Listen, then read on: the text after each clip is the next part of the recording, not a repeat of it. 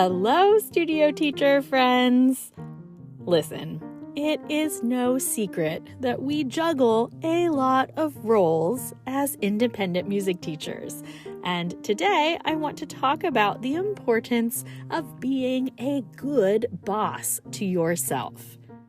So let's take a deep breath and grab the beverage of your choice, and let's get to it. This is episode 117 of the Beyond Measure podcast with me, Christina Whitlock, your anytime piano teacher friend.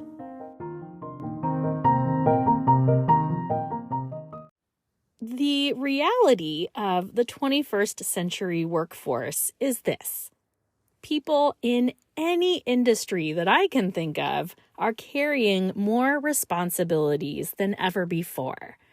The actual number of roles that individuals are expected to fulfill in their work just keeps increasing. I like to point this out because it's pretty safe to say that every person we encounter in life probably feels overwhelmed by their responsibilities at work. And, of course, studio music teachers are no exception. The difference, often anyway, is that we are largely self-employed, or at the very least, we're probably somewhat self-directed, meaning that even if you have some kind of supervisor in your studio teaching, you're still likely making a lot of decisions on your own about how you prepare, how you spend your time in the lesson, the approaches you use, etc. In other words, you are likely your own boss, your own manager, and your own CEO. I want you to imagine for a moment that your best friend has a manager at their place of employment who is pretty terrible. They expect them to work overtime without even being asked to do so. They constantly tell your friend that they are not doing enough work. They are always feeling like they're falling short of expectations. Your friend isn't given any kind of suggestions as to how they could be more effective in their work, yet they are somehow expected to figure it out anyway. Like right now. New responsibilities are being heaped on them every day. No new systems are being offered up to help with this increasing workload.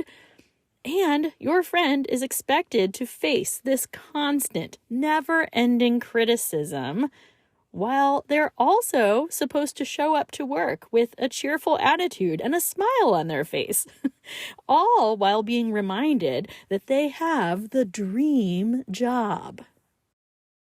If your friend laid all of this on you, what would your advice to them be? I mean, wouldn't you tell them to get out of there? That they do not deserve that kind of treatment? That work environment is unhealthy at best? That their boss is the literal worst? Wouldn't your blood be boiling on their behalf? Wouldn't you be worried about them? Well, maybe you can already see where I'm going with this, but I just have to point out, friends, so many of us who are our own bosses work under these conditions every day. I know it because some of you pay me for consultation services to help get you out of these kinds of ruts. I hear you every week. And goodness knows, I have been here more times than I can count, including like just last week. So I'm asking you a set of questions today. I want to know if you are guilty of expecting yourself to work overtime without your permission. The truth is, we are musicians, and there is always going to be more work that we can do. I mean, we can always practice more.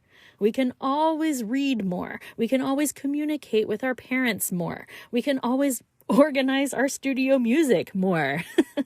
I mean, I am so guilty of seeing every free hour as an opportunity to crank out some more kind of work.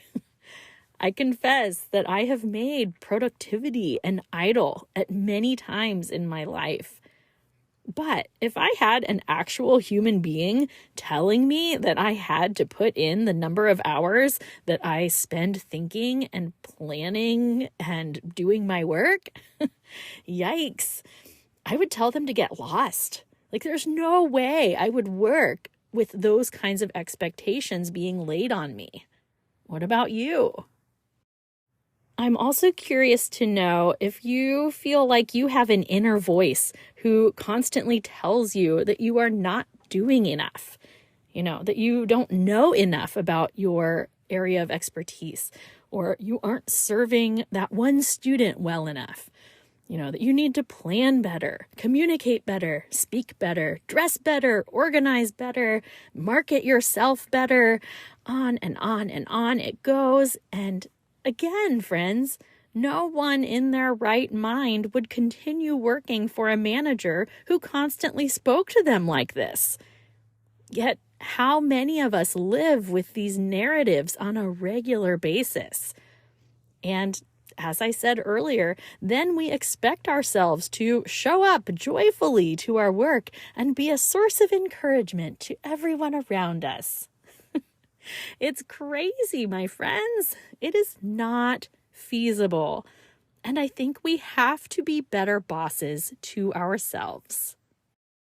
In her groundbreaking research on leadership, Brené Brown describes a leader as anyone who takes responsibility for finding the potential in people and processes, and who has the courage to develop that potential. And I believe this has every bit to do with how we choose to lead ourselves, as it does with how we decide to lead others, which, of course, we do as well. I mean, isn't our job as music teachers to find potential in our students and help them develop it? Most of us are pretty terrific at that part. But what about how we nurture the potential we see in ourselves?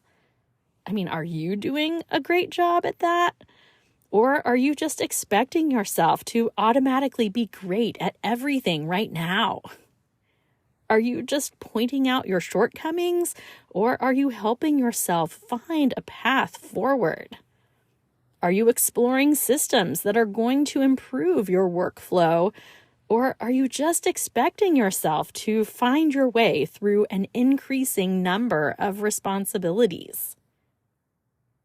Are you willing to be a good boss and realize that you have put too much on your employees' plate? Are you willing to find a way to delegate something somewhere? I think we all know this, but a great manager stays in step with their team. They understand that employees are more than work machines. Every person we encounter is a whole world unto themselves. We are complex beings with concerns about our health and our relationships, our finances, all the things all the time. As the saying goes, we are human beings, not human doings. We are not the sum of what we do. There is just so much more to us than that. And a good boss knows that and recognizes it as about their employees. So the question is, what does your inner boss say to you? Is the manager inside your head concerned about your overall well-being? Or do they only care about the number of tasks you are completing each day? I know what I hope the answer is to that question, but I also know the actual answer is probably not the ideal. I wish more than anything that I had all the answers for you today, but of course, the truth of the matter is I am very much in the same boat as you are most of the time here. But, like pretty much all things in music teacher life, I believe the start of progress comes with paying attention and with asking the right questions and with being honest. So, my honest teacher friends, if you had to give yourself an employee satisfaction survey where you were asked to evaluate your manager, that's you, on their leadership style, how would you score them? Let's do this for real. It will be fun. On a scale from 1 to 5, with 1 being the least satisfied and 5 being the most, how would you rate yourself? On the following questions. Here we go. Number 1, on setting clear boundaries around working hours and non-working hours. Okay, seriously, give yourself a number between 1 through 5. How good are you at setting clear boundaries around working hours and non-working hours? Okay, number 2, what about on maintaining an encouraging work environment? Like, do you feel trusted in your knowledge, but also supported in areas that you want to grow in? How would you rank yourself there? Number 3, do you think your boss, that's you, do you think your boss sees your potential and seeks to nurture it? Hit the pause button if you need time to think about that one. 1 through 5. Number 4, does your manager set you up for success by providing clear goals for each workday? Or are you just supposed to magically do all the things every day? 1 through 5.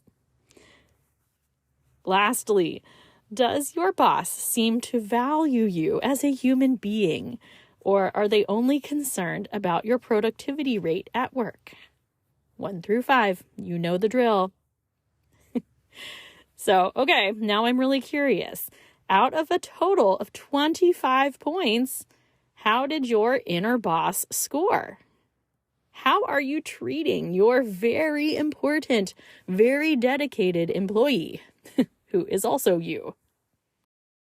I am not even going to pretend to know what an acceptable score should be in this fun little survey we just took, but I will say this. In my email newsletter this week, I am going to be sending out a survey much like the one we just completed. And after you take it this week, we are going to revisit that survey in a few months, and we're going to see if you made any progress. Because progress is really what it's all about, right? Moving forward in the right direction. Not fixing everything all at once, but making strides toward a more positive life. If you are not already on my email list, you should jump on that pronto by going to ChristinaWhitlock.com/subscribe. That link will also be in the show notes for this episode, along with some other good stuff that you should probably check out. So I'm looking forward to seeing if we can grow our own self-employed satisfaction scores this spring. And before we sign off for today, of course, here is a toast for all of us.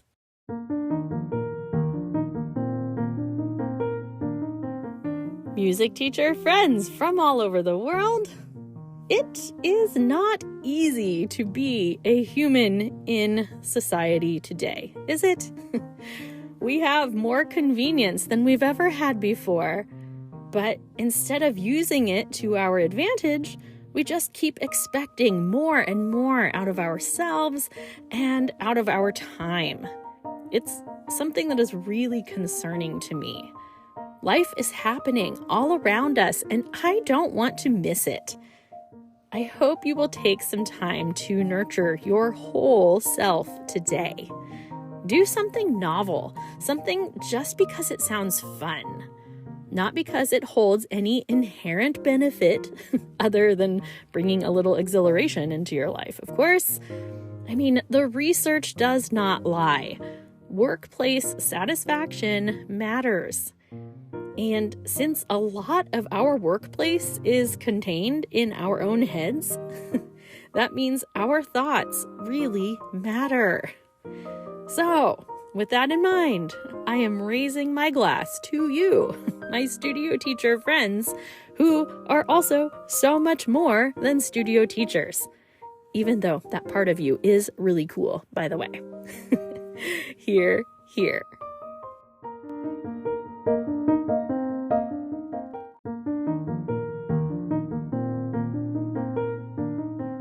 Thank you for listening to episode 117 of the Beyond Measure podcast.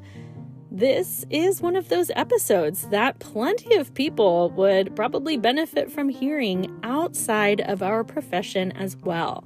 So if you know anyone who is self-employed and needs a reminder to be a better manager to themselves, please share this with them. The very highest compliment to me is when you share one of these episodes with someone you think would benefit from hearing it. Go ahead and jump on that email list at christinawhitlock.com/subscribe. And before we close out, this is just me reminding you to move onward and upward, albeit in small steps. Not giant, unreasonable bounds, just little by little. Okay? All right. Love you. Mean it. See you next week.